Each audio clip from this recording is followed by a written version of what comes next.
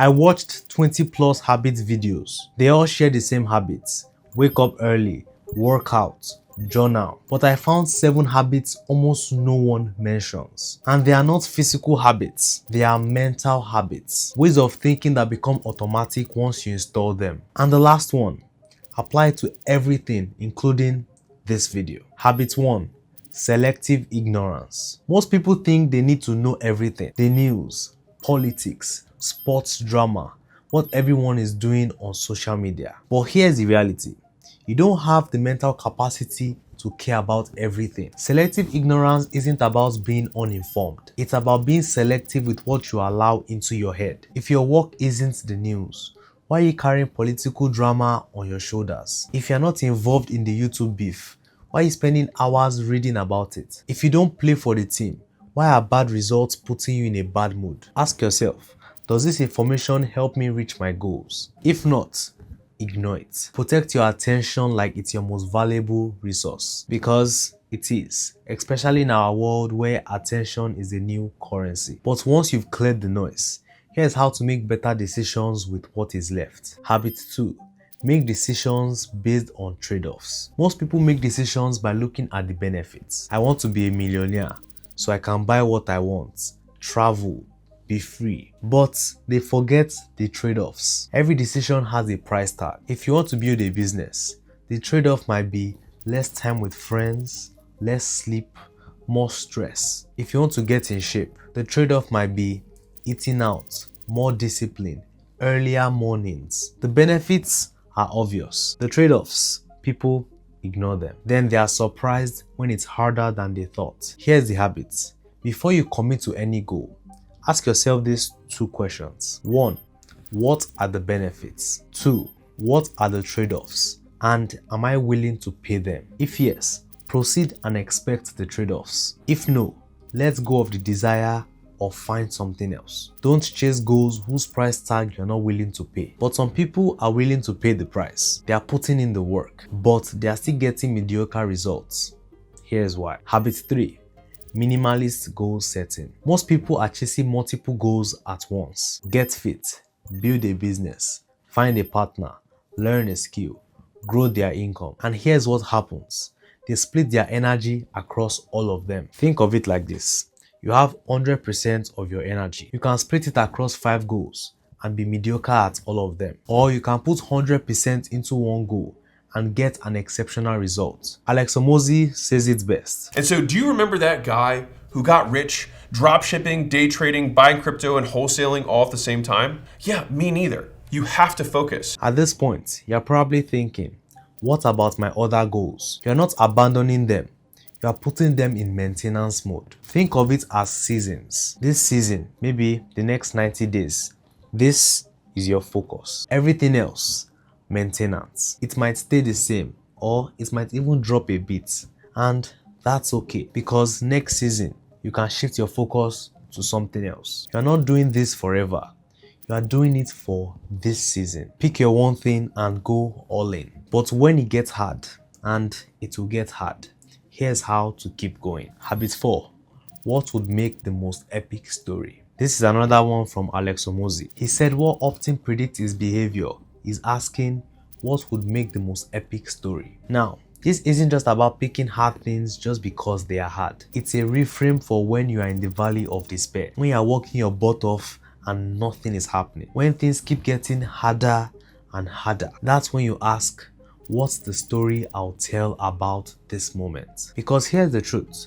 The hero is only as good as the villain. Your origin story, the struggle you are in right now, that's the story you'll tell later. I was watching an Alex Omozi video recently, and he said now that he's successful, most of the stories he uses for like authority and examples aren't from his success. They are from when he was broke, struggling, uncertain if it would work. That's your story right now. This is where most people quit. That's why they don't have the story. So when it gets brutal, reframe it. This is the part of the story where I almost gave up, but I didn't. Embrace your origin story. But here's the thing. You can't just hope it works out. You need to prepare for what's coming. Habit 5. Adjusting expectations. Here's a simple formula. Unmet expectations equals disappointment. And most people, me included, can't really handle disappointment very well. So here's the habit.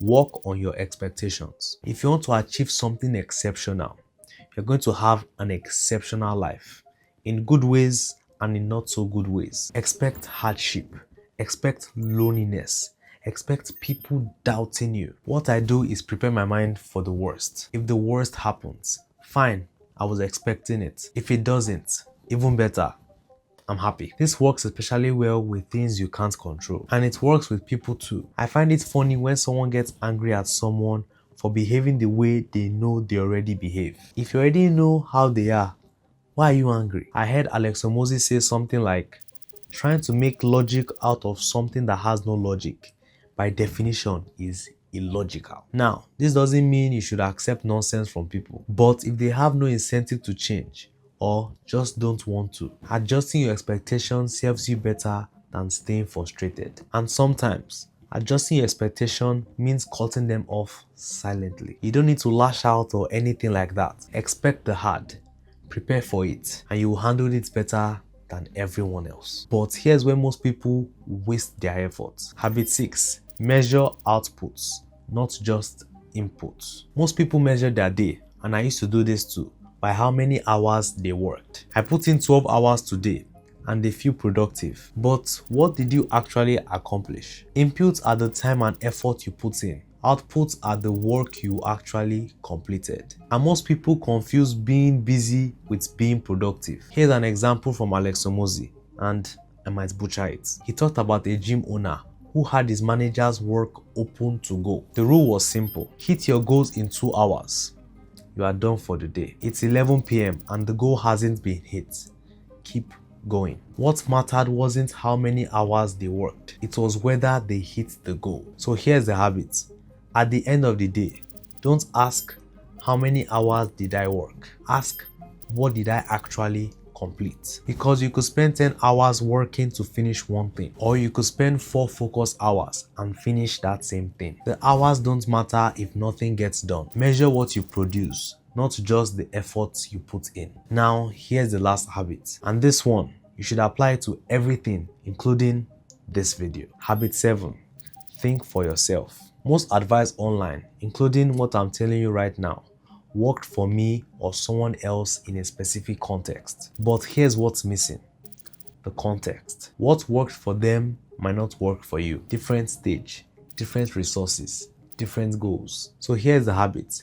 Filter all advice through your situation. Here's the saying: don't ask successful people what they do now. Ask them what they did when they were at your stage. Because what got them to where they are isn't what keeps them there. And here's the other thing. There are beliefs we've normalized that aren't actually true. You should enjoy your 20s. Says who? Why would you work weekends? Come hang out with us. Why? You should date multiple people before settling down. Says who? Most of these aren't bad on their own, but there are people projecting their desires onto you. What benefits them from how you behave? So trim ruthlessly. If someone is not where you want to be in the area they are advising you on, take the advice with a grain of salt. It might be right or it might be wrong. Don't accept it as fixed. And here's the thing. People might call you weird or boring for thinking differently. I've been called boring a fair bit. And one day I thought to myself, if being interesting will get me to where you are, I would rather be boring. Sometimes what they mean as an insult is actually a compliment. So filter everything, including what I just told you in this video. If you want to learn how to actually stay consistent with these habits, even when you don't feel like it, watch this next. Remember, the path is yours to walk. And as always, I'm in your corner, rooting for you.